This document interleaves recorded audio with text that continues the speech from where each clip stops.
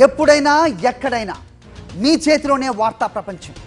మీ మొబైల్లో, మీ కంప్యూటర్లో, మీ టీవీలో సాక్షి టీవీ డిజిటల్ ప్రసారాల కోసం లాగిన్ అవ్వండి www.youtube.com/సాక్షి టీవీ. సబ్స్క్రైబ్ సాక్షి టీవీ యూట్యూబ్ ఛానల్. తెలిసిన విషయమే దాదాపుగా 29 మంది సెలబ్రిటీస్ పైన అయితే కేసు అనేది నమోదైంది. వాళ్ళందరినీ కూడా ఈడీ విచారణకి రావాలి అని చెప్పేసి కూడా నోటీసులు జారీ చేయడం జరిగింది. అసలు ఇప్పుడు ఈడీకి ఈ కేసు వెళ్ళిపోయిన తర్వాత విచారణ అనేది ఏ విధంగా ఉంటుంది? మామూలుగా ఈడీ అనేది మనకి జనరల్గా ఎన్ఫోర్స్మెంట్ డైరెక్టరేట్ అనేది ఈ మనీ లాండరింగ్ అంశాలు ఏదైనా ఇన్వాల్వ్ అయ్యి ఉన్నప్పుడు ఈ దీంట్లో కేసులు అనేది నమోదు చేయడం జరుగుతుంది.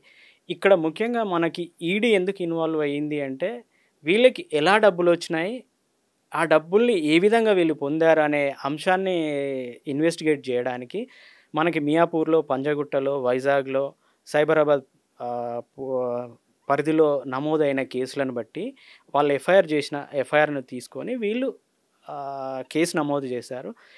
ఈ ఈడీ కేసు నమోదు చేసి 29 మంది సెలబ్రిటీలకి సమన్లు జారీ చేసినట్టు మనకున్న సమాచారం. ఈ ఈడీ ఎప్పుడు ఏదైతే మనీ లాండరింగ్ అంటే హవాలా ద్వారా డబ్బులు వచ్చినాయా, వీళ్ళ ఎలా తీసుకున్నారు, వీళ్ళ సోర్స్ ఏంటి అనేది ఇన్వెస్టిగేట్ చేయడానికి మిస్అప్రాప్రియేషన్ ఏదన్నా ఉంటే ఈ ఆస్తులన్నీ అటాచ్ అయితే చేస్తారు.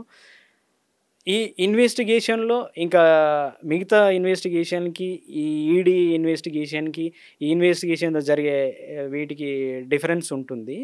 దీంట్లో మనకి మామూలు ఏ కేసు అయినా, ఎన్ఐఏ కేసు అయినా, సిబిఐ లాంటి కేసులైనా, మామూలు రెగ్యులర్ క్రిమినల్ కేసులైనా ఎఫ్ఐఆర్ అంటాం. దీంట్లో ఈసీఐఆర్ అంటారు. ఈసీఐఆర్ నథింగ్ బట్ ఎఫ్ఐఆర్గా పరిగణించవచ్చు. ఈక్వల్ అంటే ఎఫ్ఐఆర్గా పరిగణించవచ్చు, కానీ ఎఫ్ఐఆర్ లాంటి సమాచారమే. కానీ ఎఫ్ఐఆర్ ఏమవుతుంది, పబ్లిక్ డాక్యుమెంట్ అవుతుంది. ఈసీఐఆర్ మాత్రం పబ్లిక్ డాక్యుమెంట్ కాదు. ఈడీకి ఇలాంటిని అరెస్ట్ చేయడము, సెర్చ్ చేయడము, ప్రాపర్టీస్ గురించి ఇన్ఫర్మేషన్ తీసుకోవడం అనేది వాళ్ళకి అసాధ్యమైన విషయం అయితే అసలు ఉండదు. దాదాపు ప్రతి ఇన్ఫర్మేషన్ గ్యాదర్ చేసుకున్న తర్వాతే వాళ్ళు ఈ క్రిమినల్ కేసు అయితే నమోదు చేస్తారు. సో కాసేపు సెలబ్రిటీస్ పక్కన పెట్టేద్దాం సార్.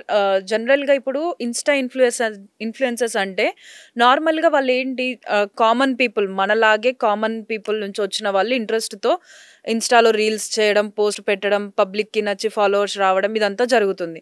సో వాళ్ళు ఇప్పుడు కేవలం ఆ పోస్ట్ పెట్టినందువల్ల, ప్రమోషన్ చేసినందువల్లే వాళ్ళు కొన్ని లక్షల ఖరీదైన కార్లు కొనడం, లేకపోతే మేము ఇల్లు కొనుక్కున్నాం, లేకపోతే మేము గోల్డ్ కొనుక్కున్నాము అని చెప్పి పబ్లికల్లీ వాళ్ళు పోస్టులు పెడతా ఉన్నారు. అది నిజంగానే సాధ్యం అంటారా? సాధ్యమంటే వీళ్ళు బెట్టింగ్ యాప్స్ లాంటి వాళ్ళు, బెట్టింగ్ యాప్స్ రెగ్యులేషన్ అనేది చిన్న లీగల్ సిస్టంలో ఉన్న చిన్న లూప్హోల్ని పట్టుకొని వీళ్ళంతా బెట్టింగ్ యాప్స్ అంతా ఇలా చేస్తున్నారు. మనకి 2017కి ముందు ఈ బెట్టింగ్ యాప్స్ పైన పెద్దగా అంటే చట్టాలు, గ్యాంబ్లింగ్ యాక్ట్ అనేది ఒకటే ఉండే. దాంట్లో కూడా చట్టాలు, దాంట్లో ఆ నిబంధనలు అనేటివి ప్రాపర్గా లేకుండే. 2017 తర్వాత తెలంగాణ ప్రభుత్వం ఏర్పడిన తర్వాత తెలంగాణలో వచ్చేసి అమెండ్మెంట్ చేసి సైబర్ స్పేస్లో బెట్టింగ్ యాప్లను ప్రమోట్ చేసిన, సైబర్ స్పేస్లో బెట్టింగ్ యాప్స్ను నిర్వహించిన ఇది నేరమే, నాన్ బెయిలబుల్ కేసు అవుతుంది అనేది దాంట్లో ఇంక్లూడ్ చేశారు. ఆంధ్రప్రదేశ్లో 2020లో దాంట్లో కూడా సైబర్ స్పేస్ అనేది యాడ్ చేసి వీళ్ళు చేశారు. ఈ ఇన్ఫ్లుయెన్సర్స్ ఎలా అంటే వీళ్ళకి డబ్బు ఫస్ట్ మనకి ఏంటంటే 2 లక్షల కంటే పైబడిన ఏ ట్రాన్సాక్షన్ కూడా క్యాష్లో తీసుకోవద్దు.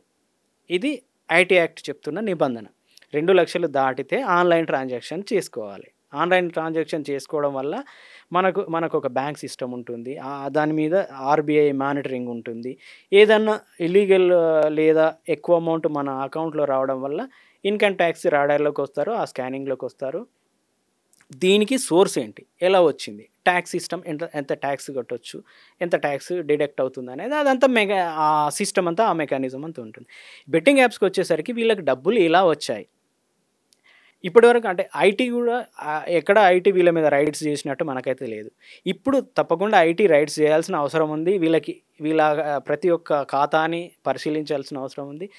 వీళ్ళకి హవాలా ద్వారా డబ్బులు వచ్చాయా, క్రిప్టో కరెన్సీ ద్వారా డబ్బులు వచ్చాయా, లిక్విడ్ క్యాష్ వచ్చిందా, లిక్విడ్ క్యాష్ చెప్తే 2 లక్షల కంటే ఎక్కువ తీసుకోవడానికి లేదు. దాని ప్రకారం 2 లక్షలు దాటిన ఎంత క్యాష్ అయినా మళ్ళీ జప్తు చేసే అధికారం ప్రభుత్వానికి ఉంటుంది. సో ఇదంతటితో అసలు వీళ్ళకి మామూలుగా హవాలా ద్వారా డబ్బులొచ్చినాయి అనేది ఒక ప్రాథమిక అంచనా, లేదా క్రిప్టో కరెన్సీ లాంటి వాటిల ద్వారా వీళ్ళకి డబ్బులొచ్చినాయి అనేది ఒక ప్రాథమిక అంచనా. దాని ద్వారా ఆల్రెడీ ఈడీ ఇన్ఫర్మేషన్ గ్యాదర్ చేస్తుంది. ఇన్కమ్ ట్యాక్స్ కూడా గ్యాదర్ చేస్తుంది. దుబాయ్లో ప్రాపర్టీలు ఉండటం, వీళ్ళకి ఇంత మొత్తంలో డబ్బులు రావడం, వీళ్ళ సోర్స్ ఏంటి, ఎక్కడి నుంచి వచ్చింది అనేది గ్యాదర్ చేస్తున్నారు. ఇవన్నీ డాట్స్ కనెక్ట్ చేస్తే వీళ్ళు మళ్ళీ క్రిమినల్ చర్యలకు పాల్పడినారని బయటపడడం, వీళ్ళ ఆస్తులు అయితే జప్తు కావడానికి ఆస్కారం అయితే తప్పకుండా ఉంటుంది. ఇల్లీగల్గా చేస్తే తప్పకుండా వీళ్ళ ఆస్తులు జప్తు. ఏవేవైతే మేము ఇది కొన్నాము, కార్లు కొన్నాము, బంగ్లాలు కొన్నాము, ఇన్ఫ్లుయెన్సర్ వలన, లేదంటే ఇలా చేసామని చెప్తున్న వాటికి ప్రాపర్ సోర్స్ కనుక వీళ్ళు చూపించలేదు అంటే అవన్నీ జప్తు చేసుకునే అవకాశం అయితే, అధికారం అయితే ఈడీకి ఉంటుంది, కేంద్ర ప్రభుత్వానికి తప్పకుండా ఉంటుంది ఐటీ యాక్ట్లో. సో అంటే కొంతమంది ఇన్ఫ్లుయెన్సర్స్తో నేను ఆ టైంలో ఏదైతే కేసు అయినప్పుడు నేను పర్సనల్గా మాట్లాడడం జరిగింది. వాళ్ళు ఏమంటున్నారు అని అంటే, మేము తెలియక ప్రమోట్ చేశాము అని చెప్పేసి అంటున్నారు. తెలియకుండా వాళ్ళకి ఏం జరుగుతుంది ఏంటి అన్నది, ఆ గేమ్స్ అన్నవి కూడా అన్నీ రావడం జరగదు, కంప్లీట్లీ పోవడమే అన్న సంగతి వాళ్ళకు తెలిసిందే. అంటే వాళ్ళ సొంత లాభం కోసం జనాల లైఫ్స్ని రిస్క్లో పెడుతున్నారు. వాళ్ళ లైఫ్ను రిస్క్లో పెట్టడం, ఎదుటి వాళ్ళ అంటే మాకు తెలియజేసామనేది ఎగ్జామ్షన్ అయితే కాదు. చట్టం ఇప్పుడు ఒక క్రిమినల్ యాక్ట్ చేసిన తర్వాత, ఒక నేరం చేసిన తర్వాత అది నేను చేయలేదు, అది నాకు అవగాహన లేదు అనడం అయితే, అట్లాంటి అవగాహన లేని మెంటల్ ఇన్సాలిటీ అంటాము. అట్లాంటిది ఏమన్నా ఉంటే టోలరేట్ చేసేవాళ్ళమే. వీళ్ళు ప్రాపర్గా అన్నీ తెలుసు, నాకు ఆ చట్టం గురించి తెలియదు, లేదా నాకు దాని మీద అవగాహన లేదు అని చెప్పడం అయితే అవివేకం అవుతుంది. తప్పకుండా క్రిమినల్ చర్యలకు బాధ్యులు అవుతారు. ప్రకాష్ రాజ్ లాంటి వాళ్ళు ఏం చెప్తున్నారు, అప్పటికే అయిపోయింది నాది, నేను మళ్ళీ చేయలేదు, 2016కు ముందు చేశాను అని తను చెప్తున్నారు. రానా కానీ విజయ్ దేవరకొండ లాంటి వాళ్ళు ఏమంటున్నారు, గేమ్ ఆఫ్ స్కిల్ నేను ప్రమోట్ చేశాను, గేమ్ ఆఫ్ స్కిల్ అనేది క్రిమినల్ యాక్ట్ కాదు అంటున్నారు. బెట్టింగ్ యాప్స్ ప్రమోట్ చేయలేదు, up skilling, games up skillings betting దీంట్లోనే గేమ్ ఆఫ్ స్కిల్ అంటే మనకు కొన్ని గైడ్లైన్స్ సుప్రీంకోర్టు తీర్పుల ద్వారా గేమ్ ఆఫ్ స్కిల్ అనే దాన్ని బ్యాన్ చేయలేదు. గేమ్ ఆఫ్ స్కిల్ అనేది ఇల్లీగల్ కాదు, ఒక చిన్న లేయర్ ఉంటుంది, చిన్న లేయర్, ఆ లేయర్ను పట్టుకొని game of skill, game of chances అంటాం. గేమ్ ఆఫ్ ఛాన్సెస్ అనేదే ఇల్లీగల్, గేమ్ ఆఫ్ స్కిల్ అనేది ఇల్లీగల్ కాదు అని వీళ్ళు చెప్తున్నారు. కానీ తెలంగాణ ప్రభుత్వము 2017లో గేమ్ ఆఫ్ స్కిల్, నువ్వు మనీని ఏ రకంగా రిస్క్లో పెట్టినా అది ఇల్లీగలు, అది క్రిమినల్ చర్య అవుతుందని అమెండ్మెంట్ చేసింది. గేమ్ ఆఫ్ స్కిల్ అనే దాన్ని కూడా ఇంక్లూడ్ చేస్తూ క్రిమినలైజ్ చేయొచ్చు అనేది మనకున్న చట్టం. నాకు తెలియదు, తప్పించుకోవడానికి అయితే ఎలాంటి ఆస్కారం ఉండదు, తప్పించుకోవడానికి సాధ్యమైతే కాదు.